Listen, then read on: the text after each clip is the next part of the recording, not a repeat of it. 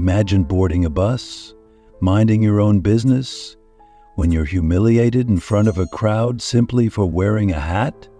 Oh, but what happens when the person you dismiss turns out to be your boss and the owner of the entire company? This is the jaw-dropping story of a bus conductor's shocking mistake, a viral video, and an unforgettable lesson about respect and second chances. Stay tuned, because this story will leave you speechless. Before you speak or act against someone, think twice. The person standing calmly, speaking kindly without anger or abuse, might be far more powerful and influential than they appear. Never underestimate simplicity. Sometimes, the most unassuming people hold the greatest strength. Comments below where you're watching from, and if you like and love our story, kindly subscribe our channel. Life, inspirational, and motivational tales that explore themes of love, unity, and patriotism. Stay with us always for interesting stories. Thanks. Let's start the story. The crowded bus groaned under the weight of passengers as the sun beat down relentlessly on the city streets. Horns blared in the distance, and the faint hum of air conditioning inside the bus offered little relief. The aisles were jammed with workers in wrinkled shirts, students with backpacks slung over their shoulders, and an elderly couple clutching a shared newspaper. The atmosphere buzzed with idle chatter and occasional complaints about the heat. At the next stop, Michael Hart stepped onto the bus.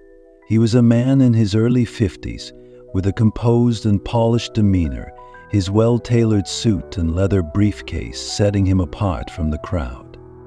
Perched on his head was a bright red MAGA hat, which drew a few glances as he made his way to an empty seat near the middle. Unbothered, Michael adjusted his briefcase, leaned back, and gazed out the window. Samantha Green, the bus conductor, noticed him immediately.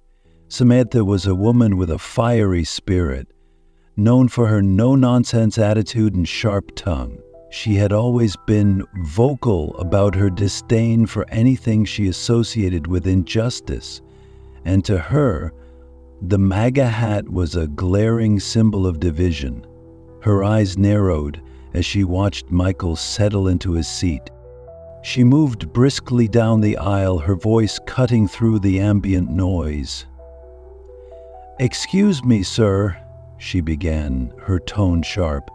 "I see you've chosen to wear that hat on this bus." Michael turned to her, his expression calm. "Is there a problem?" he asked politely. "Problem?" Samantha echoed, folding her arms. "That hat represents everything wrong with this country. It's divisive and offensive. We don't need people like you flaunting it around here." Michael sighed lightly. "I'm simply traveling to a meeting. I'm not here to cause trouble." The bus fell into a hush, with passengers leaning closer to listen. Some pulled out their phones, sensing that the situation was escalating. Samantha, emboldened by the attention, didn't back down. "If you're not here to cause trouble," she snapped, "then you'll take that hat off. It's not welcome here." Michael's voice remained steady. "I'm sorry, but I'm not removing my hat. It's a personal choice." The tension in the air thickened as passengers began to murmur among themselves. An older man in the back whispered to his wife, while a group of teenagers exchanged amused glances, their phones aimed discreetly at the confrontation. A young woman near the front shook her head in disapproval at Samantha's approach. Samantha's frustration grew.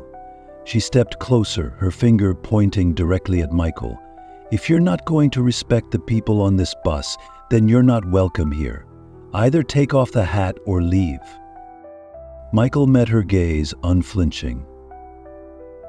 "I don't believe my hat is harming anyone. I've paid my fare, and I have a right to be here." The standoff sent ripples through the passengers. A man in a construction uniform muttered under his breath, "This is going too far," while a woman holding a grocery bag mumbled, "She's just doing her job." Samantha, now visibly agitated, turned to the driver. "Stop the bus. This man needs to get off, or I'm calling the police." Gasps rippled through the crowd, and the murmur of conversations turned into an audible buzz. Michael sighed again, stood up calmly, and adjusted his briefcase. "There's no need for that. I'll leave," he said, his voice measured and composed. As he walked toward the front of the bus, Samantha followed closely, her eyes blazing with triumph. Michael paused at the door and turned to face her. "You've made your stance very clear. I hope one day you'll reconsider how you treat others," he said evenly before stepping off the bus. Outside, Michael stood on the sidewalk, straightening his tie as the bus pulled away. Inside, the passengers were divided. Some applauded Samantha, praising her boldness, while others shook their heads in disapproval. A middle-aged woman muttered, "This wasn't the way to handle it," while a young man added, "She's going to regret this." By the time the bus rounded the corner, videos of the incident had already begun to circulate online. Clips of Samantha confronting Michael, his calm responses, and the dramatic conclusions spread like wildfire across social media. Heated debates erupted in comment sections, with some championing Samantha for taking a stand and others condemning her for her lack of professionalism. Meanwhile, Michael stood quietly at the bus stop, watching the world around him. His expression remained calm, but there was a flicker of something deeper in his eyes, a quiet resolve. As he adjusted his hat and hailed a cab, he knew that the story was far from over. As the bus rumbled away from the curb, Michael remained standing on the sidewalk. His composure was intact, but a faint crease on his brow hinted at the emotions brewing beneath his calm exterior. He adjusted his MAGA hat, tightened his grip on his briefcase, and gazed down the street, watching the vehicles pass. The scene that had unfolded moments earlier echoed in his mind, but he refused to let anger or humiliation cloud his thoughts. Passengers on the bus exchanged a flurry of opinions as the incident replayed in their minds. Some congratulated Samantha, who stood near the front, scanning the ticket machine with a triumphant air. A young man in jeans and a backpack clapped lightly. "It's about time someone did something about people flaunting that nonsense," he said, and a few others nodded in agreement. Samantha, hearing the faint praise, smiled to herself, reassured that she had done the right thing. She muttered under her breath, "I stood up for what's right. That man had no business wearing that hat here." For Samantha, the symbol represented far more than a political slogan. It was a flashpoint for everything she believed was wrong with society. She pushed aside the nagging voices of doubt from the handful of passengers who disapproved. Near the back of the bus, an older woman whispered to her husband, "She didn't have to go that far. He didn't even say anything. What harm was he doing?" Her husband shrugged uncomfortably. "It's a fine line, isn't it?" he replied. standing for what's right and crossing the line yourself. The bus driver, who had remained silent throughout the ordeal, glanced at Samantha in the rearview mirror, but chose to stay out of the discussion. The diverse mix of passengers found themselves pulled into the polarized conversation, their voices rising above the usual hum of the bus. On the internet, however, the incident was already taking on a life of its own. One of the teenagers, near the middle of the bus, had uploaded the video to a popular social media platform within minutes of the altercation. The caption read, "Bus conductor kicks out MAGA hat guy, justice or too far." In less than an hour, the video had thousands of views and was rapidly climbing. The comments section became a battleground of opinions. His supporters of Samantha floated in with statements like, "Finally, someone with the courage to stand up against hate," and "She's a hero. That hat is a symbol of oppression." Opponents, however, were equally vocal, criticizing her actions. "This is discrimination, plain and simple. He wasn't doing anything wrong, and professionalism should always come first." She overstepped. By the time the evening news rolled around, the video had reached national headlines. Talk show hosts debated the nuances of the confrontation, asking questions about free expression, workplace professionalism, and the social weight of political symbols. Samantha's name wasn't yet known to the public, but her face and actions were now the subject of widespread scrutiny. Michael, meanwhile, chose not to engage with the media frenzy. Reporters attempted to track him down, asking for statements and offering platforms for him to share his side of the story. Activists reached out to him, some offering support while others demanded he denounce the incident as evidence of rising intolerance. But Michael, true to his nature, remained silent. As he sat in his office that evening, the viral video of his humiliation played on the screen before him. He watched it without emotion, pausing occasionally to study Samantha's expressions and body language. When the video ended, he leaned back in his chair and stared at the ceiling. For Michael, silence was not an act of passivity, it was a strategy. He knew that reacting emotionally would only add fuel to the fire. Instead, he let the storm rage while he quietly observed. His assistant knocked gently on the door, stepping in with a tablet in hand. "Mr. Hart," she said softly, "another round of reporters have reached out. Do you want to comment, or should I decline again?" "Decline," Michael said firmly. He paused for a moment, then added, "Let's review employee behavior policies tomorrow. There's a bigger picture here that I'd like to address." The assistant nodded, her brow furrowed slightly. "Understood," she said, backing out of the room. Michael reached for his phone and dialed a number. "Have you seen the video?" he asked the person on the other end. After a brief pause, he continued, "I think it's time we have a serious conversation about conduct and values. Schedule a meeting?" Back on the bus, Samantha was unaware of the brewing consequences. She had spent the rest of her shift justifying her actions to herself. Though she couldn't ignore the occasional disapproving glance from passengers, she dismissed it as the price of standing her ground. As the day wore on, a creeping sense of unease tried to worm its way into her thoughts. But she quickly pushed it aside. "I did the right thing," she repeated to herself. "I stood up for what matters."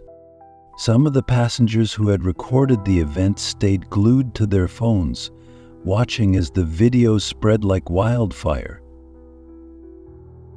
The incident they had witnessed firsthand was now a national spectacle, and Samantha's confident stance was about to face a much larger audience than she had anticipated.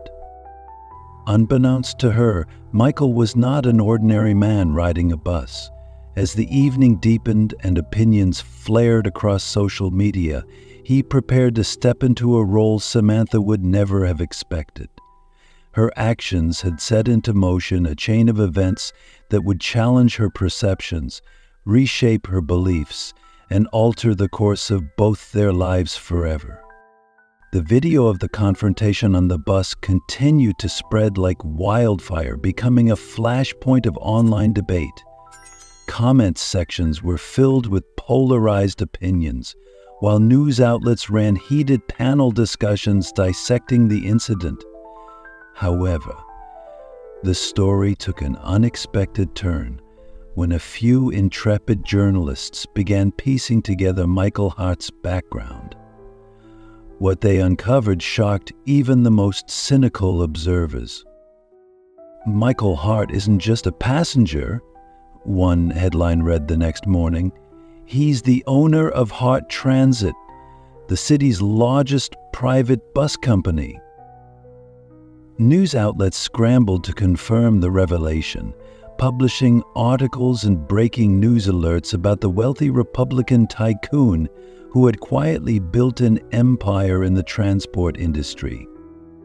Social media lit up with reactions, ranging from astonishment to outrage.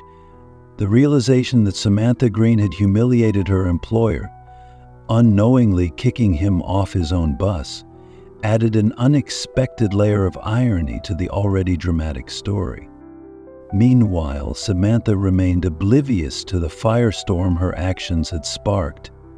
As she went about her routine over the next few days, she noticed passengers whispering and pointing at her more often than usual. Some stared at her with barely concealed amusement, while others avoided eye contact altogether.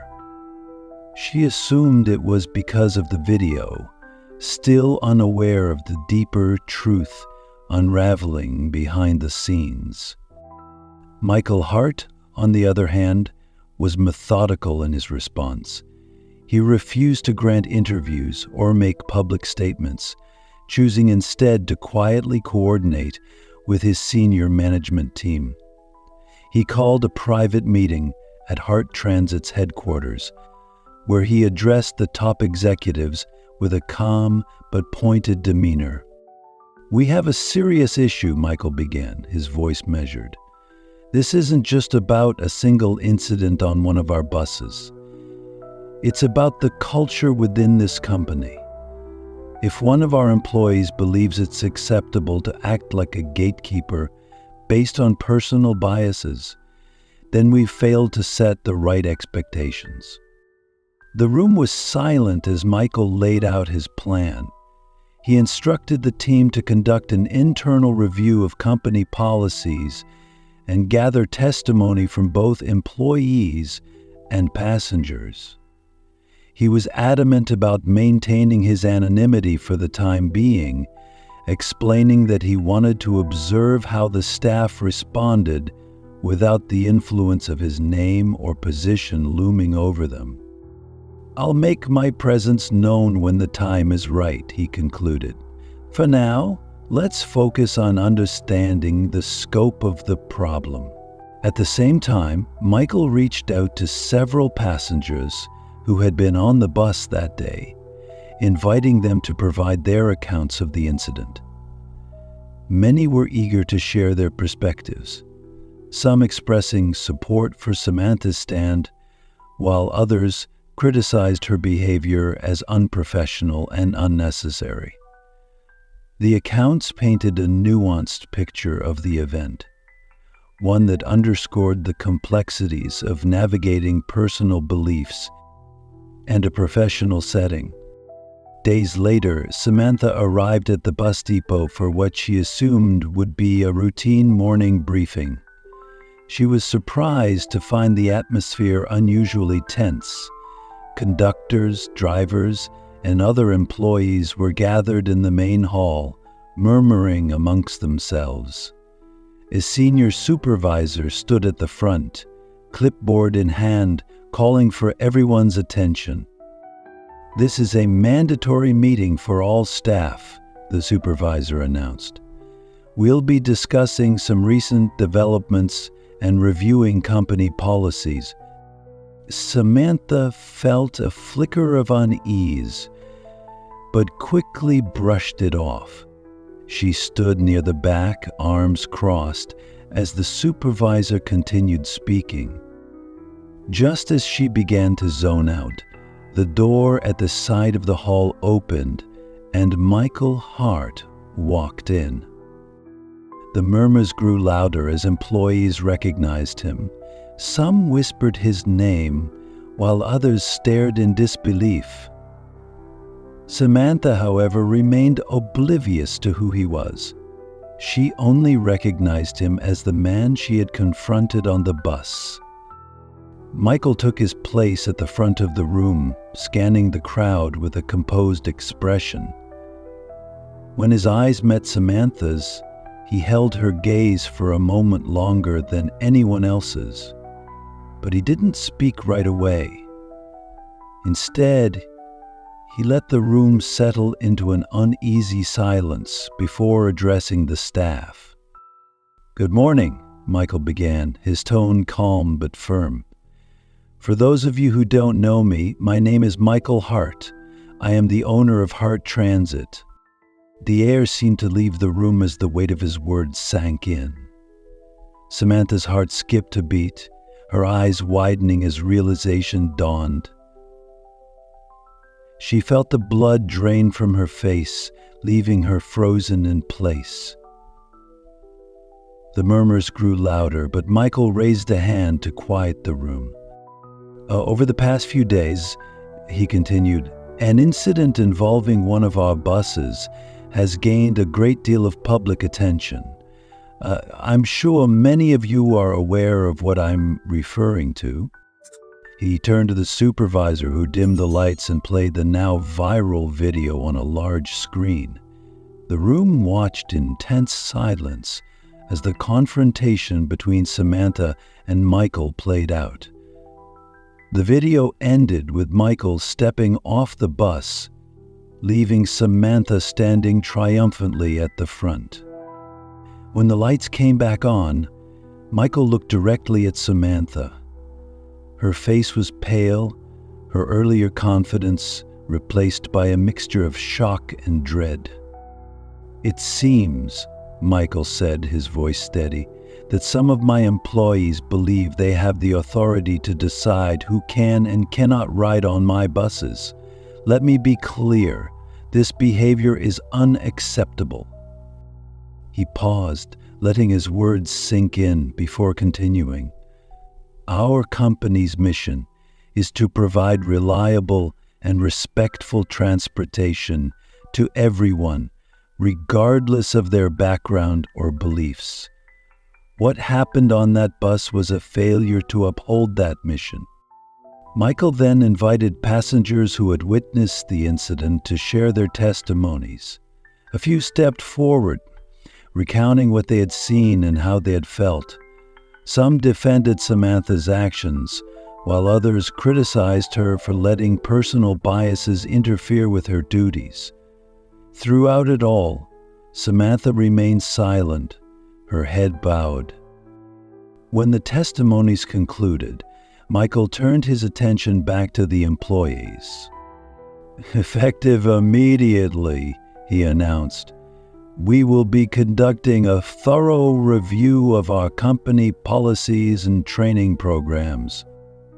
This incident has highlighted a need for greater accountability and professionalism across all levels of our organization." He glanced at Samantha one last time, his expression unreadable. "To those involved, I urge you to reflect on your actions and consider the values this company stands for. There will be consequences, but those consequences will be guided by fairness and a commitment to improvement. Samantha lingered behind, unable to shake the weight of Michael's words. The full scope of her actions had been discovered. The silent implications was finally beginning to dawn on her. The full scope of her actions had been discovered. The final improvements beginning to dawn on her. The impacts of worry were increasing per month. The investigation into Samantha's behavior was launched swiftly, with Heart Transit executives leaving no stone unturned. Witnesses from the bus that day were contacted, their testimonies providing crucial insights into what had transpired.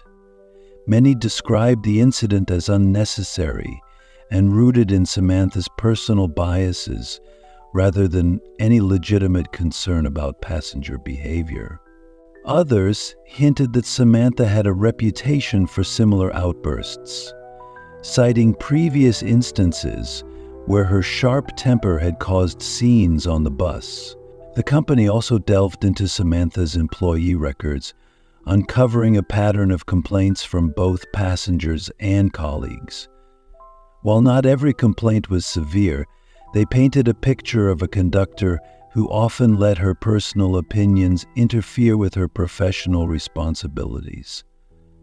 The findings placed Samantha under an increasingly critical spotlight, intensifying the pressure on Heart Transit to act decisively. Samantha was officially suspended from her duties, a decision that left her stunned. She had convinced herself that she was acting out of principle during the incident, but now she faced the reality of potential consequences for her actions. The suspension notice, handed to her in a terse meeting with HR representatives, cited the company's commitment to professionalism and respect for all passengers, regardless of their backgrounds or beliefs. As news of the suspension spread, public opinion began to shift dramatically. Social media, which had initially been split between supporters and critics of Samantha, now leaned heavily toward the latter. Hashtags like "respect on the bus" and "no room for bias" began trending, with many users calling for stricter accountability measures for public-facing employees. Activists organized protests outside the Heart Transit bus depot demanding an overhaul of company policies to ensure that all passengers, regardless of their political or personal affiliations, were treated with dignity. Samantha, watching the protests from her apartment window, felt a pang of regret. For the first time, she began to question whether her actions had been justified. The faces in the crowd below, diverse in age, race, and background, were a stark reminder of the very community she was supposed to serve.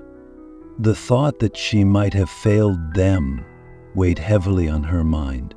Meanwhile, Michael Hart broke his silence, issuing a carefully worded public statement.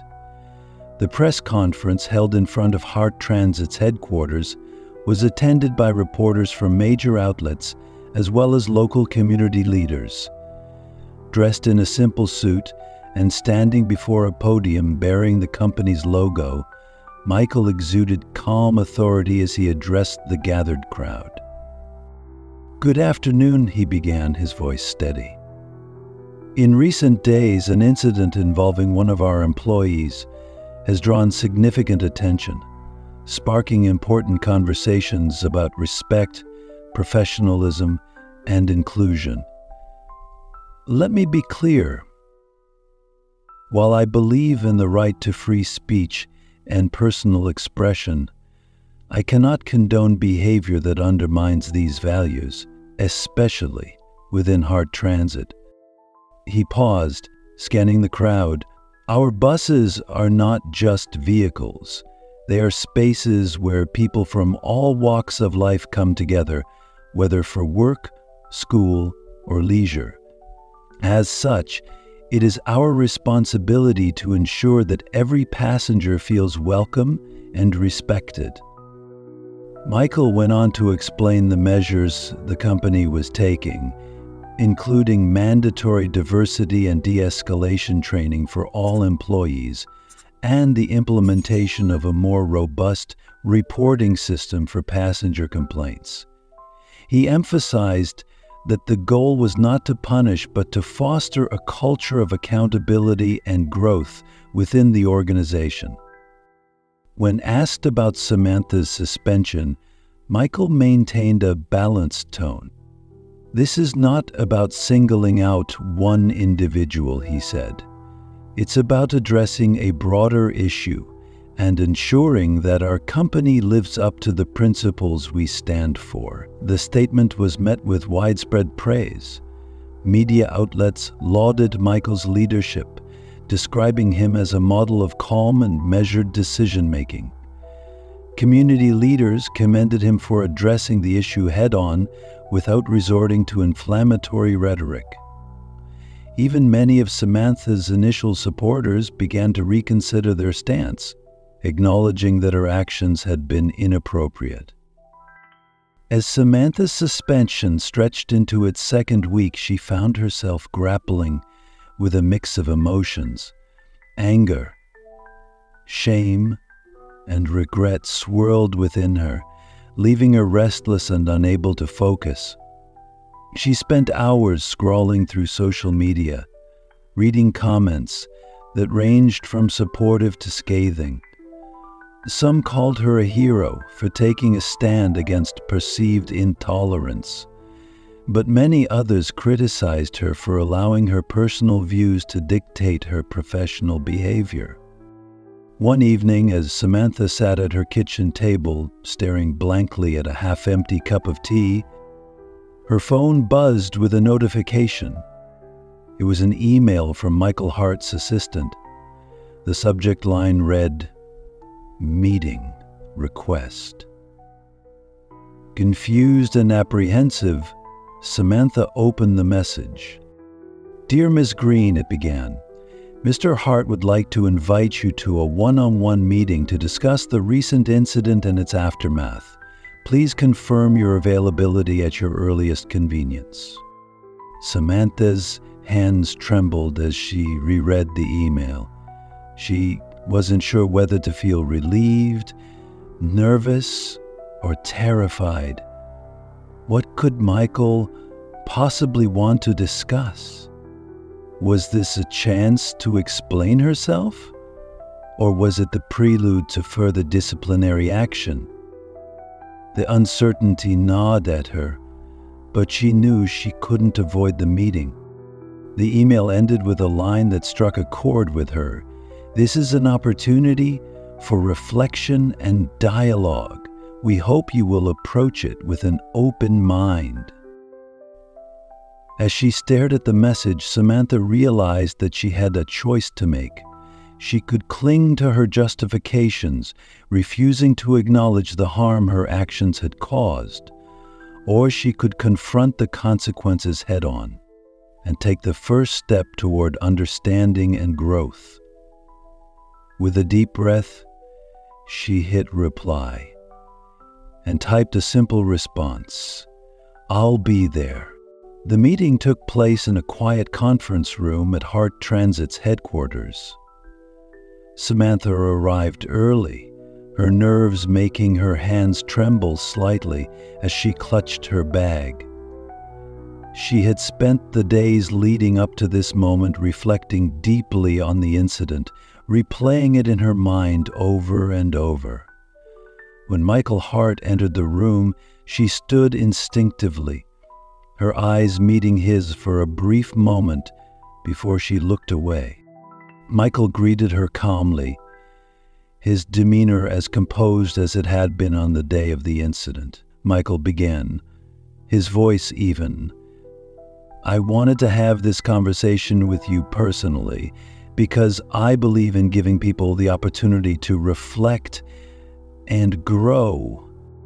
Samantha nodded, her throat tight. "Thank you for meeting with me, Mr. Hart," she said softly. She paused, gathering her thoughts. "First, I want to apologize. I was out of line that day on the bus. I let my personal feelings cloud my judgment, and I realize now that my actions were unfair and unprofessional." Michael listened intently, his hands folded on the table. "I appreciate your apology," he said after a moment, "but I'd like to understand what led you to act the way you did. Can you tell me what was going through your mind?" Samantha hesitated, then took a deep breath. "It wasn't just about the hat," she admitted. "Growing up, I saw people wearing it who treated my community unfairly. To me, it became a symbol of everything I've fought against: discrimination, inequality, ignorance. When I saw you wearing it, I didn't see a person. I saw all of that." Michael nodded slowly, his expression thoughtful. "I can understand how symbols can carry different meanings for different people," he said. "But do you think it's fair to make assumptions about someone without knowing them? To judge them based on a single piece of clothing?" Samantha's eyes dropped to her hands. "No," she said quietly. "It wasn't fair. I see that now." Michael leaned forward slightly, his tone softening. "Samantha, I don't doubt your intentions. I believe you acted out of a desire to stand up for what you think is right. But in doing so, you hurt someone who didn't deserve it and undermined the values of respect and professionalism that this company stands for." Tears welled in Samantha's eyes, but she blinked them away. "I've been so angry for so long," she said, her voice trembling. "But that's no excuse. I should have handled it differently." Michael regarded her in silence for a moment before speaking. "I believe in second chances," he said finally, "but they have to be earned. If you're willing to attend mandatory sensitivity training and demonstrate a commitment to upholding the principles of respect and inclusion, I'm prepared to let you return to your job under strict supervision. This isn't just about you, Samantha. It's about setting a standard for how we treat each other." Samantha looked up, her eyes filled with gratitude. "I'm willing," she said firmly. "I want to make things right, not just for the company, but for myself." Michael nodded. "Good. I'll be watching your progress closely." The meeting concluded on a hopeful note, with Samantha leaving the room feeling a mixture of relief and determination. She knew the road ahead wouldn't be easy, but she was ready to take the necessary steps to rebuild trust. Meanwhile, Michael took the lessons of the incident and used them to propel Hot Transit into a new era. At a press conference, he announced a series of initiatives designed to promote empathy, accountability, and inclusion within the company. These included comprehensive diversity training for all employees, enhanced passenger feedback systems, and community outreach programs aimed at bridging divides. "Every challenge," Michael said during the press conference, "is an opportunity to grow. What happened on that bus was unfortunate, but it has given us a chance to reflect on who we are and who we want to be as a company." At Hart Transit, we are committed to ensuring that everyone, employee or passenger, is treated with dignity and respect. The announcement was met with widespread praise, and Michael's leadership became a model for other businesses navigating similar challenges. The changes he implemented not only improved Hart Transit's reputation, but also fostered a sense of unity and shared purpose among its employees. Months later, Michael decided to revisit the same bus route where the incident had occurred. This time, he boarded quietly, dressed casually, without the MAGA hat that had sparked so much controversy.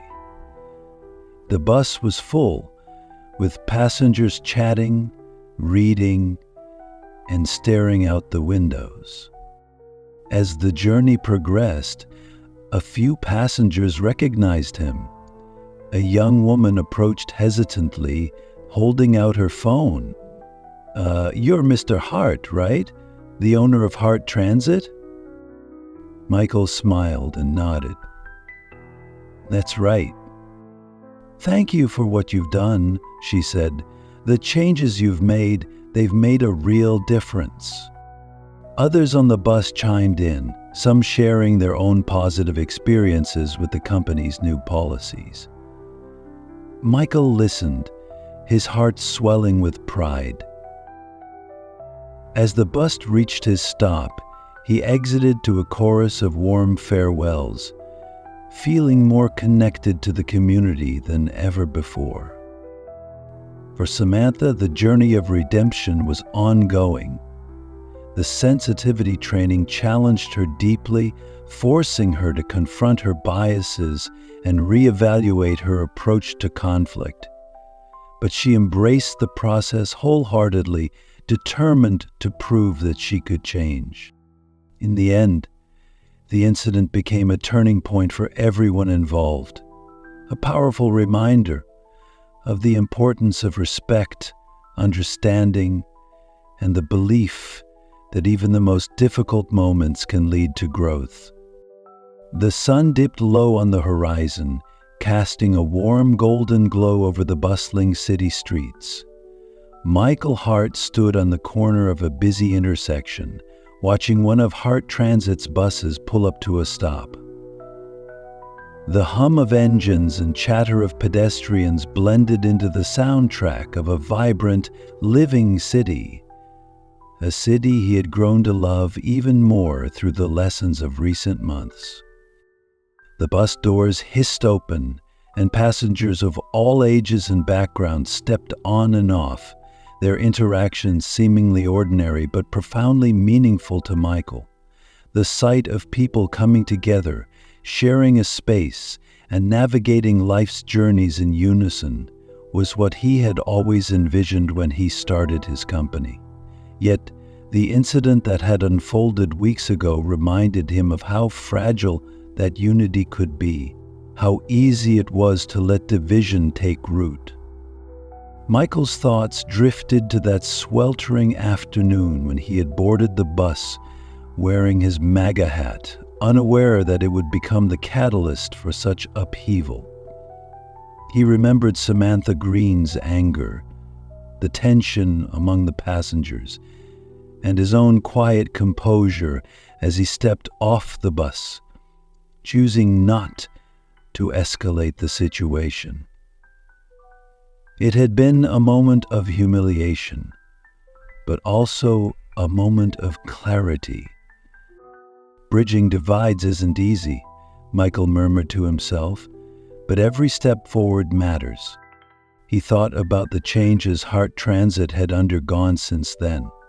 The diversity and inclusion programs, the sensitivity training, the open forums for passenger feedback, all of it had transformed the company into a symbol of progress.